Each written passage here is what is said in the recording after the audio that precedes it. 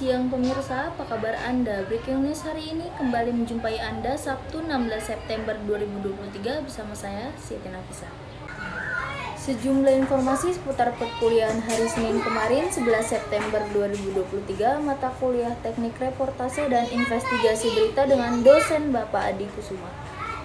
Oke, baik pemirsa, langsung saja kita ke informasi yang pertama, yaitu informasi dan interview dalam reportase.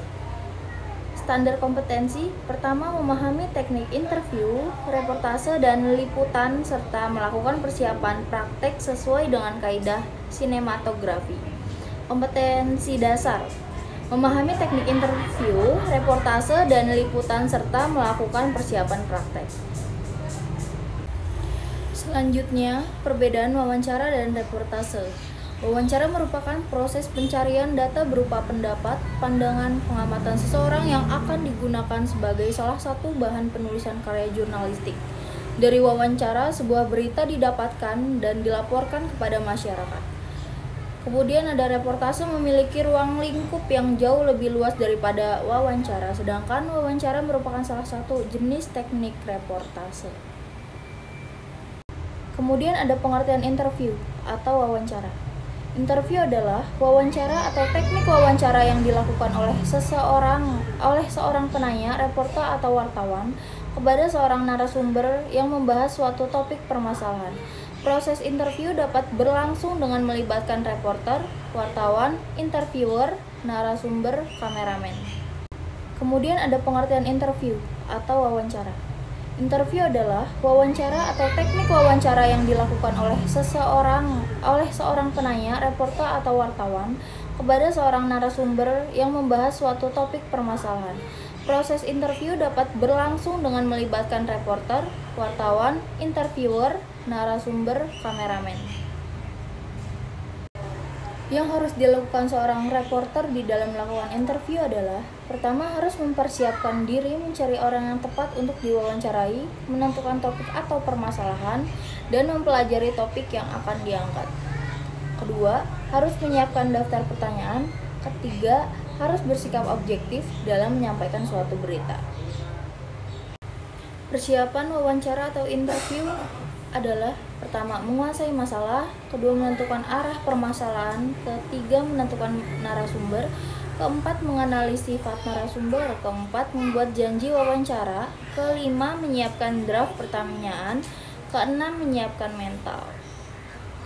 Hambatan dalam melakukan wawancara: pertama, ada takut, kedua, grogi, ketiga, khawatir pertanyaan yang dapat menyinggung atau menyudutkan, yang kelima, terlalu melibatkan masalah pribadi. Next, ada syarat melakukan wawancara, yaitu mempunyai tujuan yang jelas, efisiensi, menyenangkan, mengandalkan persiapan atau riset, melibatkan kepentingan khalayak, menimbulkan spontanitas. Next, terakhir ada pewawancara berfungsi sebagai pengendali, mampu mengembangkan logika. Macam-macam wawancara. Pertama, wawancara tertutup. Wawancara tertutup adalah wawancara yang orang lain tidak boleh hadir untuk menyaksikan proses wawancara tersebut. Pertanyaan yang boleh diajukan pun pada wawancara jenis ini terbatas. Yang kedua, ada wawancara terbuka. Wawancara terbuka adalah wawancara yang terbuka untuk umum, artinya orang lain dapat hadir dan menyaksikan proses wawancara. Pertanyaan pada wawancara jenis ini juga tidak terbatas atau tidak terikat jawabannya. Kemudian ada wawancara konferensi. Wawancara konferensi adalah wawancara antara seorang pewawancara dengan sejumlah responden atau sebaliknya. Next, ada wawancara kelompok. Wawancara kelompok adalah wawancara yang dilakukan terhadap sekelompok orang dalam waktu yang bersamaan.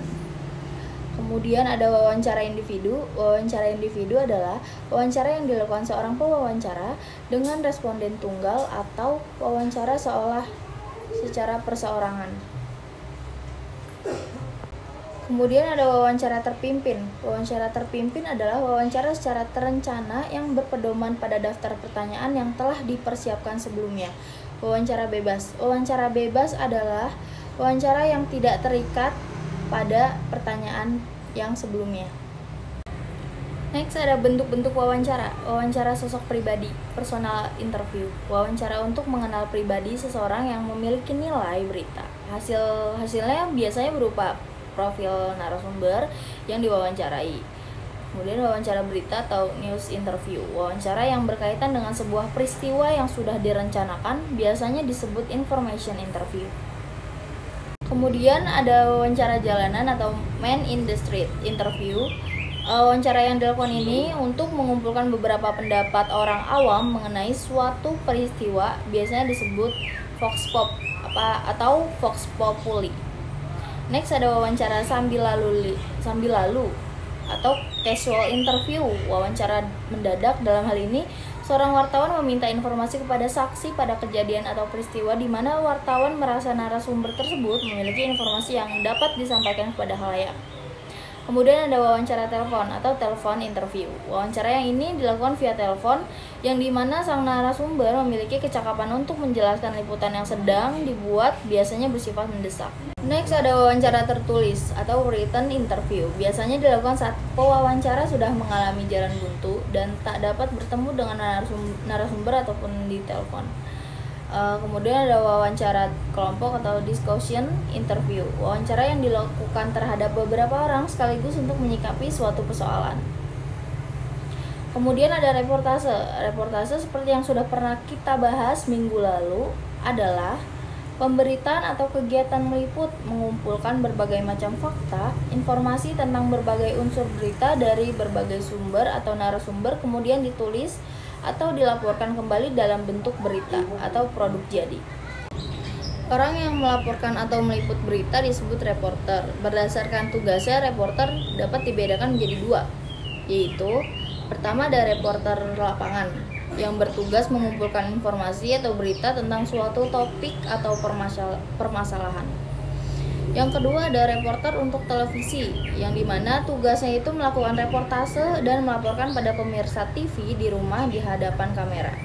Adapun istilah ROSS, di mana kemunculan reporter dapat dibedakan dan dipilah menjadi beberapa jenis, antara lain ada reporter on the spot, on the screen, di mana reporter ini berada di lokasi dan dimunculkan di televisi untuk melaporkan sendiri kejadian tersebut. Next ada reporter on the spot of the screen, di mana reporter berada di lokasi tetapi dirinya tidak dimunculkan di televisi sehingga hanya terdengar suaranya atau laporannya saja yang dibacakan. Next ada reporter of the spot on the screen, di mana reporter tidak berada di lokasi tetapi dimunculkan di televisi untuk melaporkan kejadian tersebut.